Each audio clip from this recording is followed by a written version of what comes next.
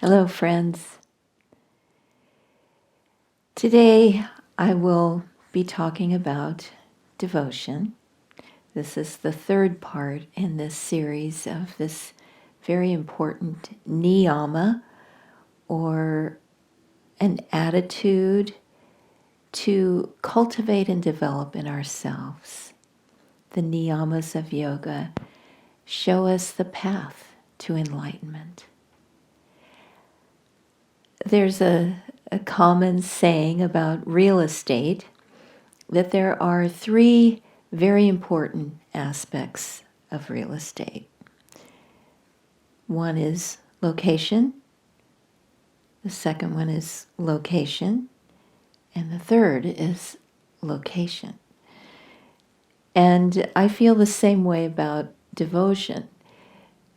There are three very important things to develop on the spiritual path, foremost importance, and they are devotion, devotion, devotion. Which is why I'm dedicating so many of these daily videos to that subject. And today I want to touch on the aspect of devotion that I find particularly helpful, which is to pursue whatever inspiration you feel and make it a habit to look for that inspiration, to nurture that inspiration, to put energy into it so that it grows and flourishes. Inspiration comes from God. And the more that we can feel it in ourselves, the more we realize that it is God. And so it doesn't have to be fancy. It doesn't have to be what anybody else finds inspiring. It's what you find inspiring. Maybe it's planting seeds in the garden and watching the miracle of them growing and producing leaves and then fruit and then harvesting that. It is a miracle. And if it brings you inspiration to look at seed catalogs and dream about which fruit trees you're going to plant, go for it. Get deeply into it. And all the time, as you are feeling that inspiration, refer back to God. Keep asking Him, what do you think? Should I do this one? Should I do that? Should I plant this fruit tree or that one? Draw on His guidance. That is how intuition is developed. And intuition is the soul's way to realize God. And so inspiration will lead you to more and more intuition, which will lead you to devotion.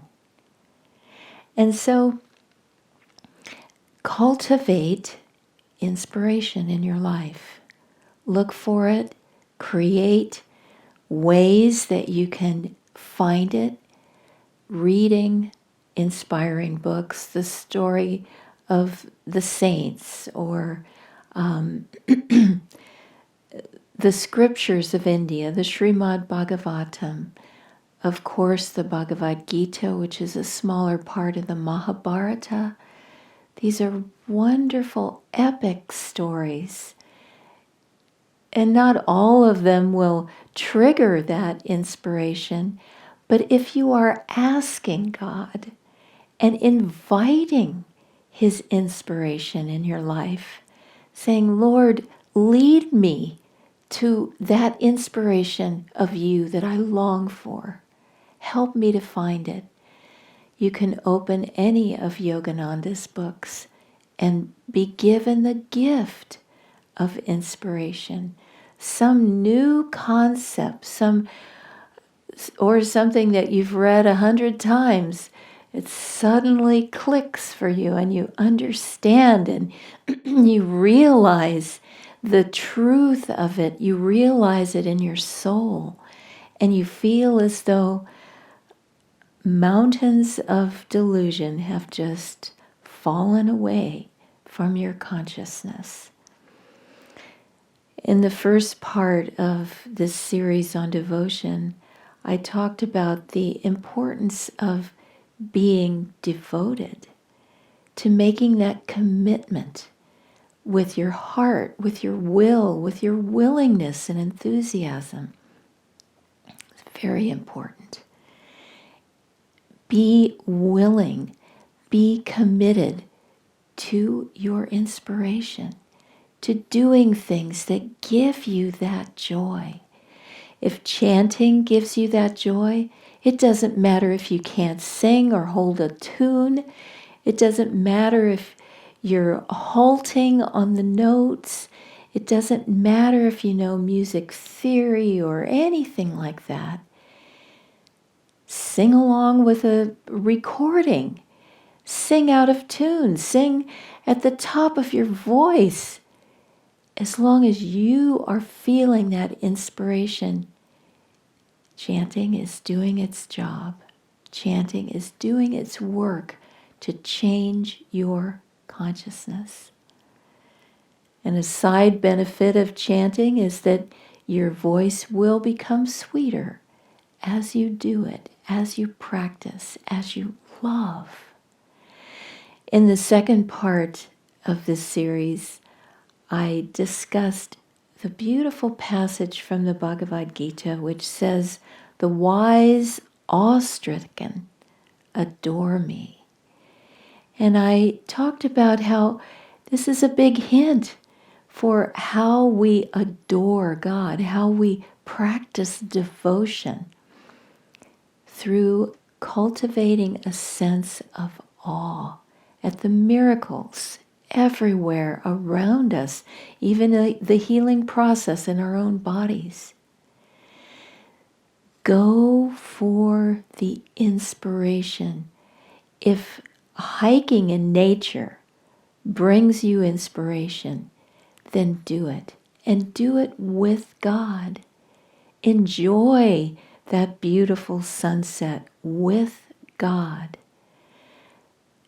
The incredible majesty of the mountains, the beauty and symmetry in flowers, all the myriad creatures of this world and their colors and plumage and attributes. It's staggering. The miracles, the miracle of life, the miracles that are all around us. Develop as Luther Burbank did, who was a great friend of Paramhansa Yogananda. And Yogananda dedicated his book, Autobiography of a Yogi, to Luther Burbank, an American saint. And he did that because he recognized in Burbank that deep reverence and love for nature. And through nature, he had developed that love for God. And we can do that too. And be creative. Find inspiration in creativity. It's one of the easiest ways to feel God's presence and to feel that partnership with God. When you're in a creative project, if you invite God to be there with you, you realize that you have the resources of infinity at your command. There's no answer that God doesn't have. There's no problem that he can't solve.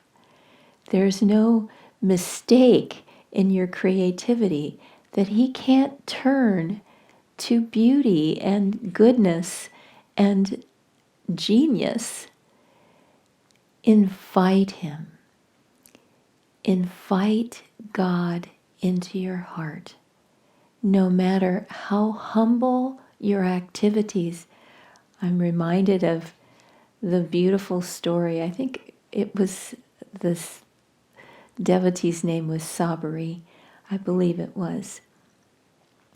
But she lived in an ashram setting, and there were all these ascetics who practiced austerities and did these very intensive yoga practices. But her practice was sweeping the path, clearing it of brambles and debris, so that when the Lord came, he would not hurt his feet on the path.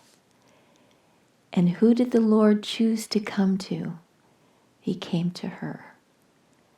Because of her love, because of her constantly thinking of him and trying to ease his life, trying to ease his path and make it comfortable for him. So this is very important on the path of devotion, to not just intellectually think, yes, I have to practice devotion, that's very important, but feel your heart break open. Feel your heart inviting and asking and nurturing every drop of inspiration that is given to you as a gift. Cultivate that inspiration and be creative. Feel God's presence. I may have mentioned this before. I just found it so amusing that I ran across a beat up flower pot in the garden. It was chipped and not in very good shape. And when I found it, I thought, this could become beautiful. So I need just a simple little project for fun. And I can't imagine anything much more humble than repainting a little flower pot. I mean, you can't really go wrong, even if it turns out to be a monstrosity, it's just a flower pot and it's not going to hurt anything. So I took this in and patched its chips and painted it. And in that project, it was so sweet because I just kept doing it with God.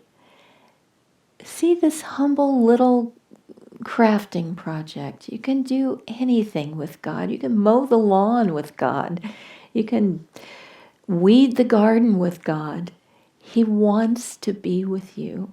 He wants to be acknowledged because he's always there, silently watching, always trying to help, always guarding you, always loving you, always caring. And what he wants, the only desire he has, he who has everything, wants this one thing of each of us. He wants our love. And so as I was painting and decorating my little flower pot, I just kept asking, so what do you think about this? What should I do here? What color? What paint should I use? How about that? How about this? And I would feel little inspirations, little thoughts coming into my mind, unbidden, and I would feel that those were from God because they weren't coming out of my consciousness. They were coming in sweetly. And we know that inspirations are good by the joy that they make us feel, the uplifted consciousness, the kindness, the compassion, the love that accompanies them. And in that way, we can cultivate this intuition, this experience of God's energy. Chanting also is very important. Yogananda said it's half the battle. If we can fix our minds on God, feel him, love Him, chant His name, that purification will allow the seeds of devotion to grow and blossom in our consciousness.